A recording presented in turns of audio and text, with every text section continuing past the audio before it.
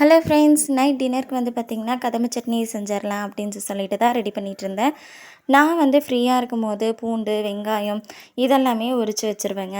ஏன்னா டக்குன்னு நம்ம எதுக்காவது சட்னி அரைக்கணும் அப்படின்னு சொல்லி திடீர்னு தோணுதுன்னு வச்சுக்கோங்களேன். அப்போ சட்னி அரைக்கிறதுக்கு வெங்காயம் உரிச்சிட்ருக்கணும் அப்படின்னு சொல்லிட்டு அந்த டென்ஷனே இருக்காது.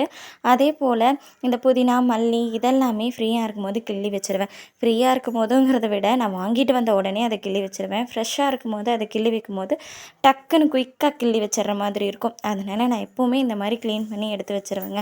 அப்போனா தான் நம்ம சமைக்கும்போது அதை செஞ்சுக்கணும், இதை செஞ்சுக்கணும், அதை கிள்ளணும், இதை கிள்ளணும் அப்படிங்கிற அந்த டென்ஷனே இல்லாமல் ரிலாக்ஸாக குக்கிங் பண்ண முடியும். அதனால தான் நீங்களே இதே மாதிரி ட்ரை பண்ணி பாருங்கள். கண்டிப்பாக குக்கிங் பண்ணுறது உங்களுக்குமே ஈஸியாக இருக்கும். நான் எல்லாம் கல்யாணத்துக்கு முன்னாடி நல்லாவே வண்டி ஓட்டிகிட்டு இருந்தேங்க. ஆஃப்டர் மேரேஜ்க்கு அப்புறம் வண்டி ஓட்டுறதே நிறுத்தியாச்சு. பக்கத்தில் இருக்க கடைக்கு போகணுன்னா கூட நீங்கள் வாங்க கூட்டிகிட்டு போங்க அப்படின்னு சொல்கிற மாதிரி பண்ணிட்டேன். அதனால இவ்வளோ நாளாகிடுச்சு வண்டி எடுக்கிறதுக்கு கொஞ்சம் பயமாக இருந்துச்சு.